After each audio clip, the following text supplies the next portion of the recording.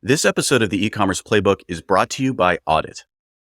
Audit emailed us and said that they were so focused optimizing their clients' customer journeys that they forgot this podcast ad was due today, so they've kept it simple. The team at Audit digs into your D2C brand's customer journey from first touch on site to purchase, and they make it better. They've worked with over 10,000 e-commerce brands and have solid testimonials and case studies. With Audit's conversion design report, their team redesigns your conversion journey section by section. All it takes is 4 weeks from time to purchase. And at the end, you'll get a robust report and all of the design files to go with it. It's really low touch on the client's end and provides really high value. So if you want to test them out first, go to audit.co, that's ODDIT.co, and try a free conversion design today. That's right, absolutely free. Hey folks, welcome to the e-commerce playbook podcast. I'm your host, Richard Gaffin, Director of Digital Product Strategy here at Common. And of course, I'm joined today. This is where we're right after Super Bowl Sunday here when we're recording this. Of course, the Super Bowl is not only the Super Bowl of football, it's also the Super Bowl of advertising. So I'm joined today, as I always am, by the only Taylor that matters, Taylor Holiday, CEO here at CTC. Taylor, how are you doing? I'm doing well. That was a fun game. Yeah. I really enjoyed it. So it was good. It was fun to watch my kids interact with it in ways that they're getting a little older. They're attuned to the advertisers. They're attuned to the celebrities. They're attuned to the gyrations of Usher in ways that they have questions about. But overall, it was a good evening. Yeah. So your kids were like, who is this man? Who's this Usher guy? Well, yeah, they're constantly fascinated by, like, we were watching the Grammys the other night, and they're starting to be like, what are those people doing on stage? Why are they moving that way? Yeah. Why are their bodies shaking? Yeah. And they think it's hilarious anytime someone shakes their butt. Yeah. So it was a lot to work There through. you go. Yeah. A lot going on last night for sure. Yeah. I thought it was interesting. I was watching with a group of non-sports people, and into overtime, everybody started watching the game. I always think that's a good sign of like a good Super Bowl. And like, there haven't been too many. There you go. But that was, yeah. So it was a great game. I love the halftime show. The ads, as always, are interesting. And of course, like, I think what we wanted to do is get on the mic and just kind of do a little topical hot take on the biggest day of the year for our industry, which is advertising. And so I think like there's a couple of angles that we can, it's interesting coming from an e-commerce lens, because obviously the type of thing that we generally do is way more day-to-day, direct to consumer, whatever. But we also talk about the idea of making big calendar moments, big marketing moments, taking big swings and taking advantage of, let's say, cultural forces to create sales moments. So I think we want to kind of talk about the Super Bowl from that perspective. But first, Taylor, who, in your opinion, won the night from an advertising perspective? What'd you come away from thinking? It seems like Duncan is getting a lot of the attention right now in terms of just a celebrity star-studded. They just released a really cool, like, behind the scenes video of Ben Affleck, Matt Damon, and Tom Brady trying to throw a football through a tire on set, wearing their ridiculous things. It's just like, for me, that's just like catnip. It's like three big celebrities doing a sports thing in an authentic way. Like, it's just like, and it was outrageous and fun. So I think that is the obvious choice. I've also seen one set of data that I saw Andrea on Twitter share that outside of the movie trailers for Wicked and Deadpool, which always tend to get a ton of engagement, that it was VW and Poppy actually as the most engagement that surrounded the ads. So I thought that was kind of cool to see an upstart trying to get in there and mix it up with the big folks. I like the Michael Cera ad. That was a fun one for me. And then there's always, in every room, it's just the awkward kind of silence when the Jesus ads are playing, where everyone's like, how am I totally supposed to respond to this? Yeah. So it's good. It pulls on every part of us as people watching the Super Bowl. So, I think like we were talking before we hit record here. Obviously, there was the two big advertisers were obviously, I guess it was Hobby Lobby with the Jesus commercials, but then also Temu. Yeah, Temu. So as somebody who's less familiar with that platform, I know we've talked about it on the podcast before, but I came away from those ads having no real idea of what Temu was. But I think, like, as we were discussing before we hit record here, like, there's a lot of fascinating things about the way Temu relates to e-commerce. So we wanted to take maybe a little bit of time and talk through what exactly does it mean, Taylor, to shop like a billionaire, which I think was their tagline from last. So here's what my experience of Temu is. One, like, they're a monster. It's hard to fathom how much volume they're doing. So just some notes. They did about almost $2 billion in January alone, 1.8-ish billion. Some insider knowledge there coming from our friends at Cast Metrics. they spend over $1 billion on meta ads last year. So I saw 4 Super Bowl ads. There might have been 5. I might have miscounted, but that's $28 to $35 million in Super Bowl spots. And to your point, a lot of people don't even know who they are. And they sell the sort of wildest collection of tchotchkes and American flags meets drones meets, glow in the dark mushrooms that you slap on your wall, like just anything you can imagine. But I think that what can't be missed in the joke of shop like a billionaire, one is you remember the tagline. It's stupid and it doesn't seem to make any real sense, but it is so easy to remember and it's very easy to associate. So it's one word name, Temu, super simple, like Amazon, right? Very simple. Shop like a billionaire. Again, what does it mean? I don't really know. But here's the thing that I notice about Temo. So I went on the app. I have bought things there before. I'm not going to lie, mainly for the experience of it. But when you go to Temu, if you sign in and you play with it, what you're going to realize is that it is a fundamentally different shopping experience than anything else that exists in the United States. It is Chuck E. Cheese meets DraftKings meets, shopping in a way that is primarily a game more than anything. You can't go into the app without being prompted for a spin a wheel or try and catch a falling coupon. And I just tried to leave the app and they said, do you want to leave your free $220 that you just got? And the button said like, no, stay and redeem my $220 or give up and quit. It's like, it is a casino. It is not a shopping environment. And I think that they are trying to gamify the experience of buying stuff in a way that taps deeply into our capitalistic meets gambling roots of America. And it is worth spending some time understanding and looking at because they do it incredibly well.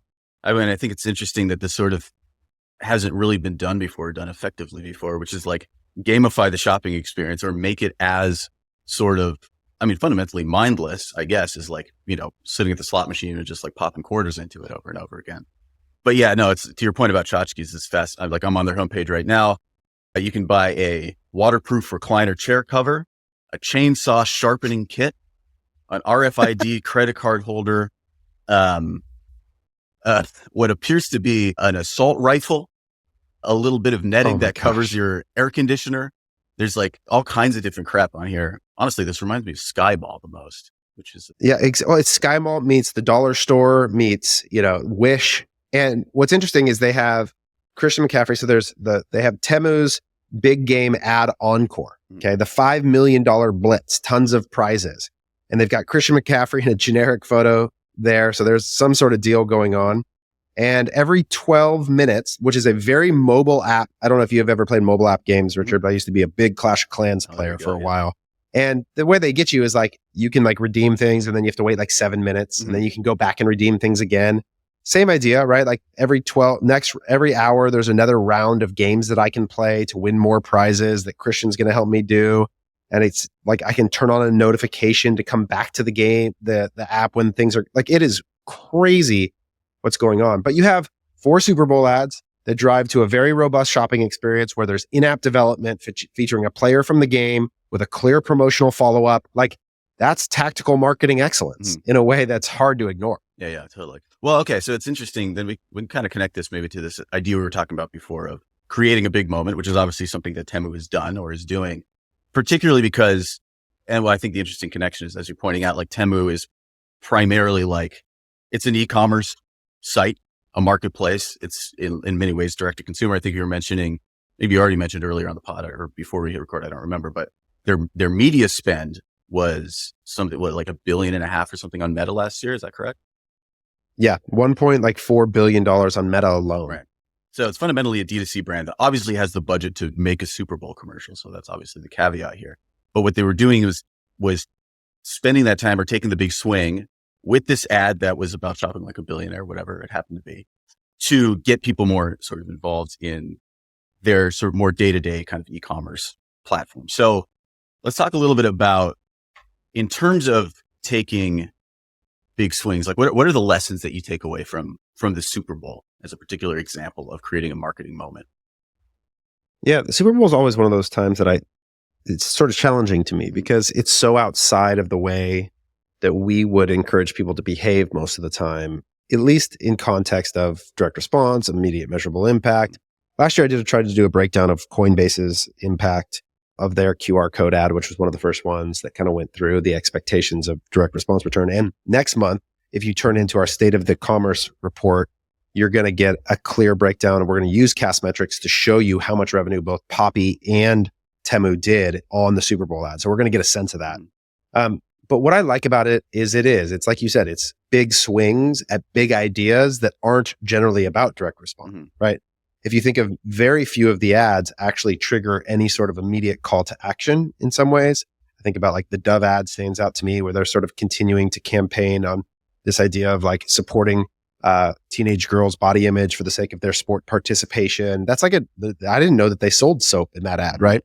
So you get a lot of that sort of branded messaging and affinity for the category or brand. And it makes me think about what the role is that needs to play in our world more often. And it certainly has a place. And I think the Temu thing's an interesting example where it's easy to think about the $28 million as being a lot, but 1.4 billion on Meta divided by 12 months, 110 million a month, 28 million in 1 month is like out of a $150 million ad budget.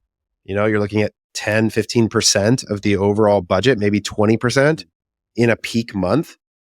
Well, what would it be like to apply that kind of thinking to a brand spending $500,000 a month, which is more in our range, $500,000 to $1 million a month in ad spend? What does $150,000 to $250,000 could still get you a pretty wild swing at something, right? It could get you some attention. And I think that there's opportunities to grab moments where we utilize that kind of thinking to take expansionary efforts for the sake of developing that skill. And it's not a core function of ours on a day-to-day basis. We aren't truly an advertising agency, right? We're much more of a growth partner that supports in the execution of your media strategy against a financial outcome. So like we're kind of tacticians against more than we are the creative layer usually often. But I think it is worth using it as a challenge to yourself to think about what is the impact of these kinds of moments on our perception of the products that we buy and the brands that we interact with. Yeah. The team at Audit has worked with over 10,000 e-commerce brands with solid testimonials and case studies. Audit's conversion design report redesigns your conversion journey section by section in just 4 weeks from time of purchase. It's a low-touch, high-value way to make your customer journey better. If you want to test them out first, go to audit.co, that's ODDIT.co, and try a free conversion design today. Well, I think it's interesting, like the lessons that can be taken from Super Bowl ads from a creative perspective. Because like, for CTC, we don't really do that per se. But of course, like if brands are coming to us and they have great creative messaging, that's always a benefit for us as well. And then we also have like, there's some control that we have again over what we actually say in our ads in terms of copy and all that kind of thing. And so I think like there's a valuable sort of general creative lesson I feel like that comes from the Super Bowl is that it's the one day out of the year where the commercials are good and everybody wants to watch them. And in our world, that's obviously what we want from our ads is that people want to watch the ads. And it's weird that there's only one day out of the year where people actually feel compelled to watch it. So we were thinking like part of the reason, of course, that that's the case is that so many Super Bowl ads lean on celebrity cameos, which is of course not something that everybody can afford. But one example that I was bringing up before was the Pluto TV couch potatoes spot, which I don't believe had any celebrities in it, but the central sort of creative concept of kind of satirizing that sort of like heartland farmer type commercial that gets played at the Super Bowl so much, but have it be about harvesting great content in the form of these like couch potatoes or whatever. Like there was like a really memorable creative concept that now I sort of remember Pluto TV. And I think like the idea behind any great ad is to make a product famous. And that's, I think, what like the best Super Bowl ads do. So maybe like talk about that, Taylor. Like what kind of creative lessons do you feel like you take away from some? So I like that phrase, make a brand famous. If you think about the game itself, okay, each player is attempting to use this giant global platform to cement this word that you'll hear come up, which is like legacy, or they'll become a legend. Like after the game, I heard Travis Kelce being interviewed and he referred to Andy Reid as legendary. It was like, this moment has created, based on your performance on the biggest stage in the world, made you legendary. And I think in some ways, if I think about the Budweiser, Clydesdales, or the the frogs, those guys, or the polar bear from Coca-Cola. Like there are these places by which you can endear yourself into the culture in a way that is deeply rooted. That's what this moment is. You're taking a swing on the biggest stage with the chance of being great in the same way the players are. And if you nail it, if you really nail it, then you grab this part of Americana culture in a way that's truly unique. And so I think it is taking that kind of swing at a moment where we open ourselves up as Americans to the idea that we are here to receive your message, and we are going to it's like a kingmaker moment. We're either going to grant you the place within our culture in a way that's like, yes, that is part of who we are, or we're going to reject it in this aggressive way. But it's a moment for legacy. It's a moment for becoming famous. And I think brands have a chance to do that. And when that is what is required in order for you to win your category, then I think it presents that kind of possibility. Okay, so maybe let's maybe bring it back down to the e-commerce level a little bit. We've already touched on this kind of, but what do you feel like? So we talked a little bit about creative lessons or whatever. Like, what do you think is the takeaway for a brand like, let's say the brands we serve, the brands, people that are listening to this podcast right now, where obviously you don't have, the $1 million, $10 million budget you need to get a Super Bowl ad. But like, what is and we were talking a little bit, like, how do you think about the idea of, let's say, this type of awareness marketing in our world? Like what's the takeaway for brands at this size? When we think about the GQ giants and the brands that are wildly successful in a way that is truly unique, they are producing profit at a greater efficiency than everybody else, driving demand at a greater efficiency than everybody else. There's almost always a common attribute in their ability to leverage fame as an organic audience demand creation engine. Like, I think about the Heart and Soils, the Jones Road Beauties, the Nude, a brand that we just talked to recently, like that sells women's basics. And this is the influencer story. It's Mr. Beast. It's the capacity to access large audience in a way that builds affinity and attention for your thing in a way that is not the linear relationship to cost is just a superpower as a brand building thing. And now advertising isn't that necessarily. It isn't necessarily the idea that you are paying or that you are gathering an ongoing audience in some capacity. But I think what these kinds of things do is they have the potential to disassociate from the CPM. Mm-hmm. What do I mean by that? If I were to think about meta ads, one of the things that they will never do is disassociate from the CPM, in the sense that you are paying for a set of impressions and that price may change, but the next 1,000 impressions you are going to pay for at the same price. Almost never. I think there are certainly some very small edge cases where a Facebook ad went so viral that it disassociated from the CPM in a way that garnered this additional halo effect of impact.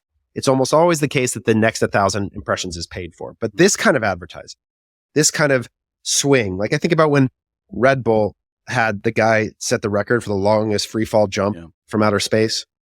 I still watch that video occasionally. My kids were watching that, and I like there is a compounding set of impressions that have now disassociated from the price of the initial buy. Mm-hmm. And that's what great advertising does, is it breaks that association between the cost of the inventory placement and the attention that it garners. Mm-hmm. And figuring that out, people would call that like an organic flywheel, right? Like this idea that surrounding your thing now is a halo effect of word of mouth or conversation that is not paid for anymore. That like to truly create escape velocity, like somewhere that has to occur. And this is the thing I'm feeling very much in Bamboo Earth right now, where we don't have that. Yeah. We don't have the escape velocity of surrounding conversation that's driving any sort of organic flywheel.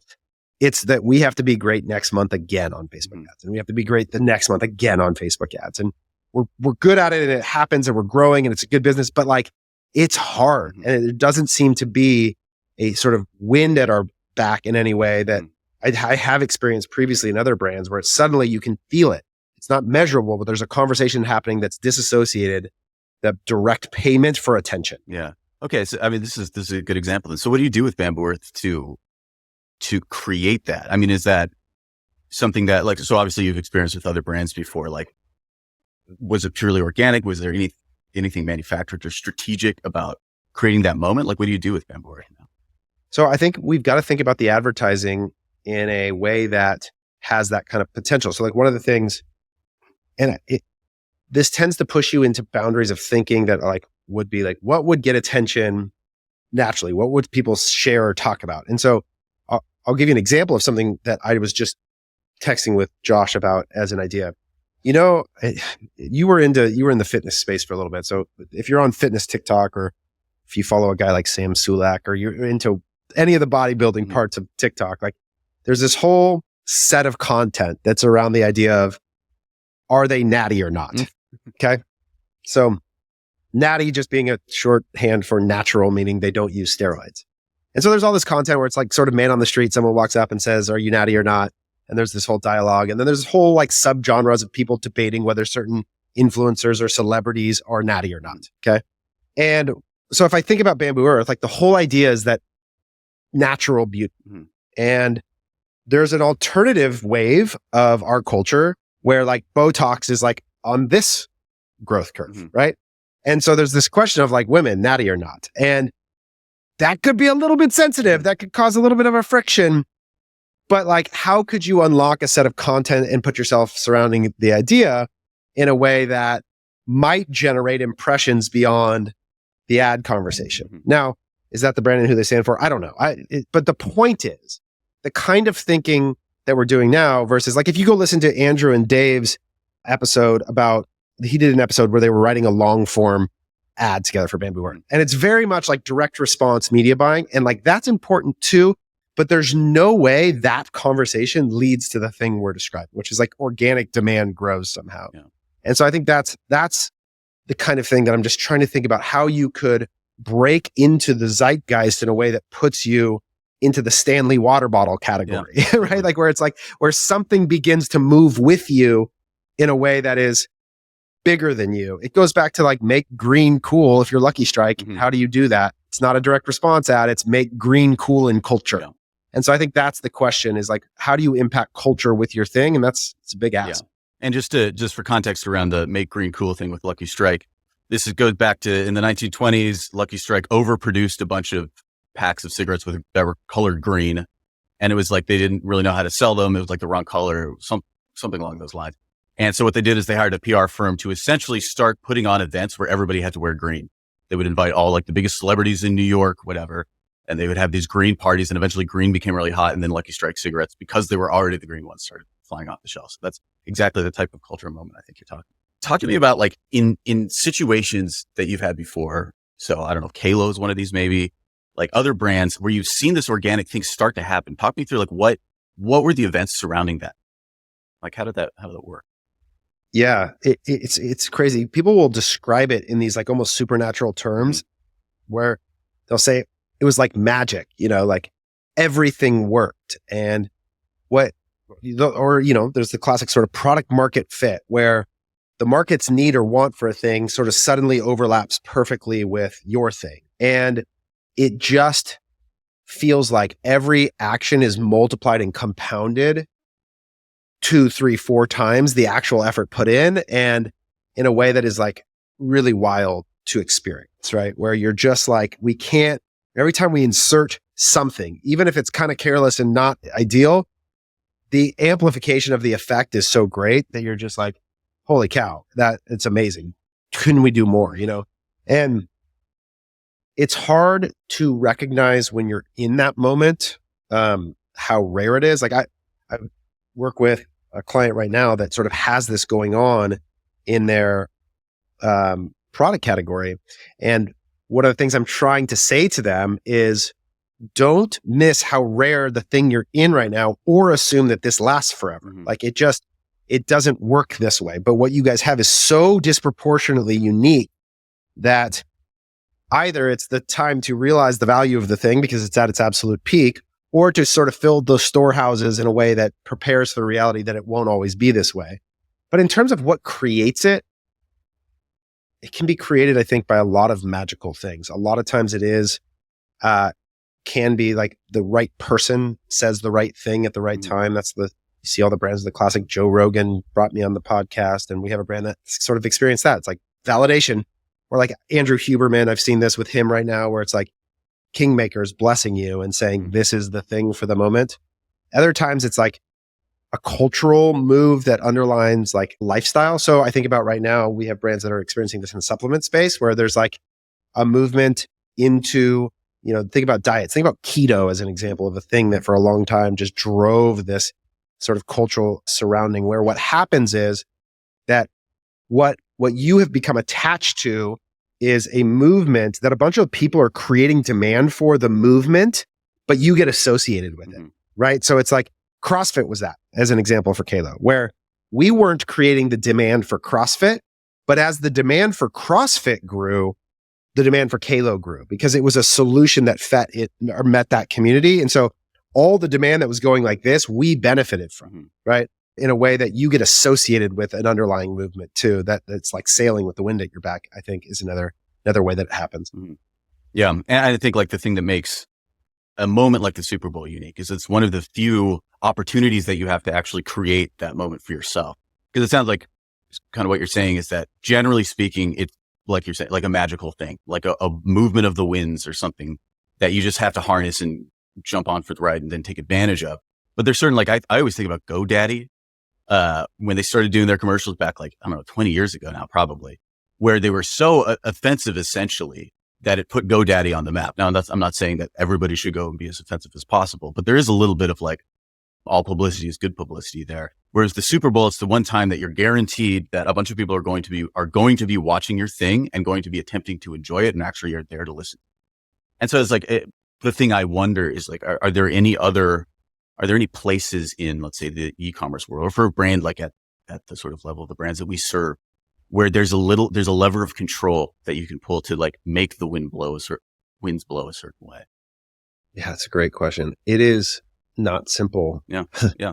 I think it's just one of the things I think is important is to be able to be someone who can recognize where the wind is currently blowing, though. Yeah. I think is probably the better skill than to be the person creating the wind. Like the wind creators are sort of unique. They're very rare and special people that can affect things that way.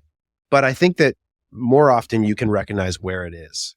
And this is one of those things with like influencers where if you can really clearly understand who is affecting culture and assign to them. I'll give you a great example. Jordan Rogers, if you guys don't follow him on TikTok, he creates some of my absolute favorite TikTok content. And he's a former Nike exec that did sports marketing at Nike. And he said that he used to be the GM of Nike football, like American football. And at one point he was tasked with turning Odell Beckham Jr. into a global star for Nike. Okay. That was the agenda. Make an American football player a global athlete. Nike has a subset of athletes that are considered global that they'll use in global advertising. Not usually American football players, by the way, because not a very global sport, right? And so he talks about how he did this. And then, Corey, I'll send you this TikTok and we should link it in the show notes. And he has this very famous, iconic photo that is Odell Beckham and Cristiano Ronaldo holding up their shoes together. And they said what they did is they took him on a tour of Europe and they set up these PR moments with Cristiano Ronaldo and Kylian Mbappe and different people and Virgil Abloh. So they set up meetings with Virgil, they set up meetings with Cristiano Ronaldo, and they created these very public PR moments where Odell became associated with these global cultural icons in a way that his status moved out of football player into cultural influencer, right? And now Odell Beckham dating Kim Kardashian. Like, I think he did transcend the sport in a way that was about the kind of person you'd expect to appear in a rap video as much as you would expect them to appear in a Gatorade commercial. And the intention with which that occurred, I think, was connected to the recognition of who were the global influencers that Beckham would need to be seen next to in order to be seen the same way. It wasn't that they needed to establish him as any better of a football player. That actually had nothing to do with it. And so I think it's just an example of someone seeing what moves the cultural meter and moves the influence in a way. I think about this, like, again, this brand that we're talking to right now is a company called Nudes. They sell women's basics, and the woman who founded it is an influencer herself. So she has a big audience and reach. But more than that, within the communities of influencers, she understands who right now is moving the needle on attention. It's the Alex Earls and the Bobby Altoffs, and so the people wearing the product are the ones that we recognize are the current it things. And it's just an ability to identify that and be connected to it that some people are really good at. They're tapped into the culture. They know the zeitgeist. And I think that skill, I would even argue, and it's not just people, it's also topics and media outlets and points of conversation and I have some friends like this that it's just like, they're kind of cooler than everybody else. They kind of know first where the cool thing is happening. And in a way that you're just like, if you can touch that, Corey, do you want to come off mic and tell me that it's you, is that what you were going to do? But that to me is part of it more than more than trying to change culture, which is just like, damn, in our little world, hard to do. I don't know. What do you think, Richard? I mean, I think definitely it's have to harness the winds of change in some way. I mean, I think like the Odell Beckham Jr. example is really interesting because I think it goes back to that point of our ultimate task as advertisers, whether we're tacticians or creatives or whatever, is to make a product famous. And I wonder if there's like taking notes from the playbook of other industries that are about creating fame. Like for instance, obviously like making Odell Beckham Jr. a star is a little bit closer maybe to making the product a star or something like that. But thinking about like, okay, who is the person tasked with making Jennifer Lawrence a star? Because they did it. And they did it within a series, maybe 2 or 3 years. They turned her into the biggest name in moviedom, like about 10, 12 years ago or whatever. Like what's the playbook for turning something into a cultural icon? And for, if you hear Jennifer Lawrence talked about it, she says like, hey, if you put your face on a billboard, people will be like, oh yeah, I recognize her. And that's kind of all that fame is. But especially when it comes to the product where there's not a human relationship to be had with the product necessarily, that just becomes a more difficult task. So yeah, I don't know. I guess I'm just curious like how we can take that mindset and bring it into the e-commerce world, the world of the type of advertising.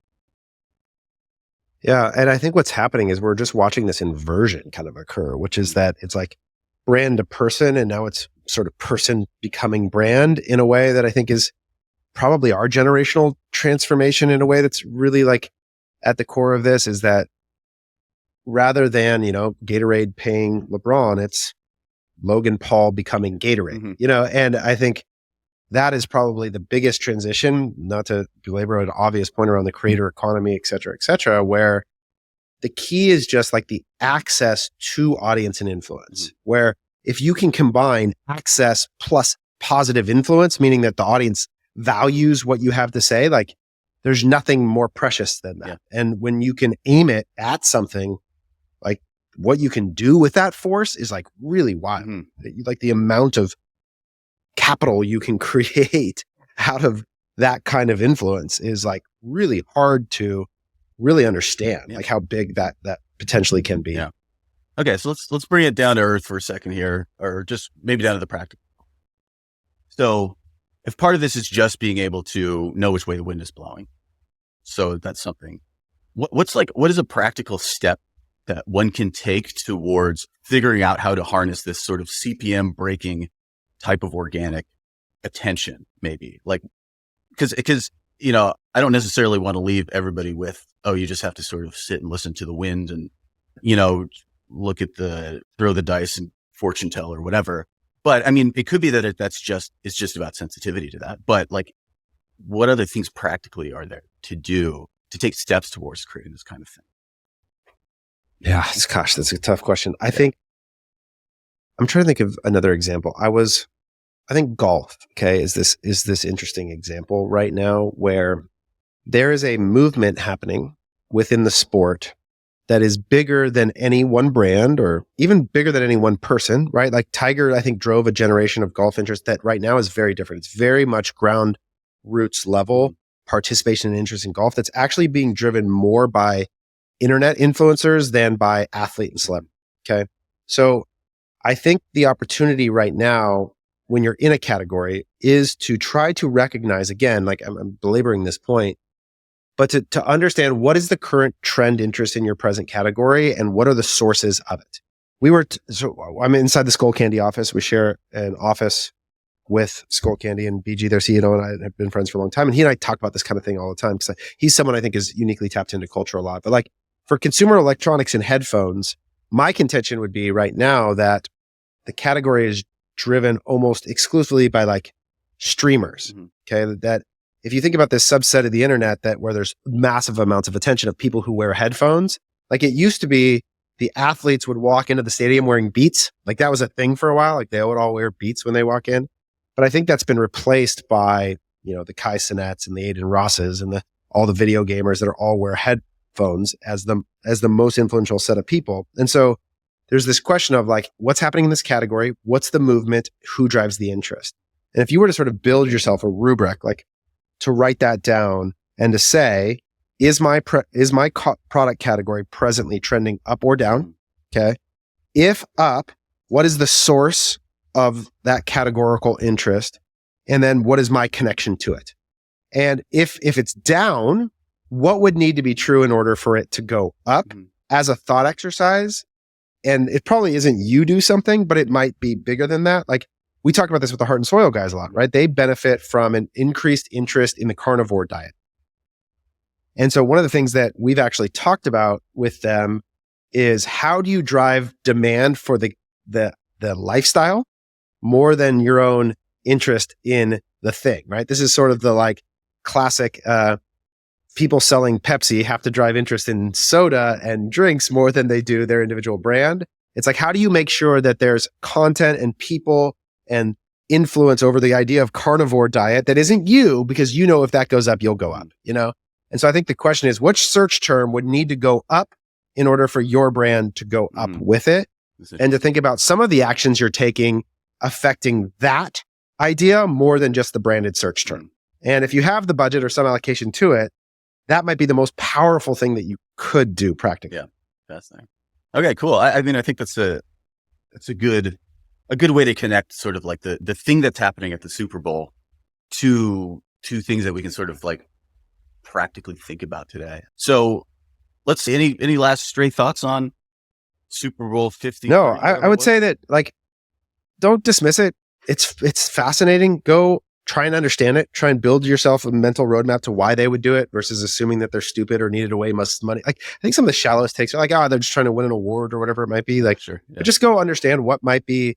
Well, if it worked really well, why would it work really?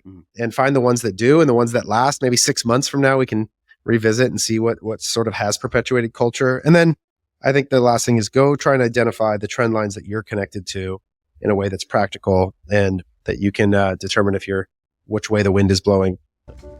Cool, folks. All right. I think that's going to do it for us this week. Thanks everybody for listening. Hey, one thing that I'm going to say is if you're listening and you're not a subscriber, please smash that subscribe button. That is the thing that helps us out, and we're looking to grow that list. So hit subscribe if you haven't already. And for all the rest of you, we will talk to you next week. See you, everyone.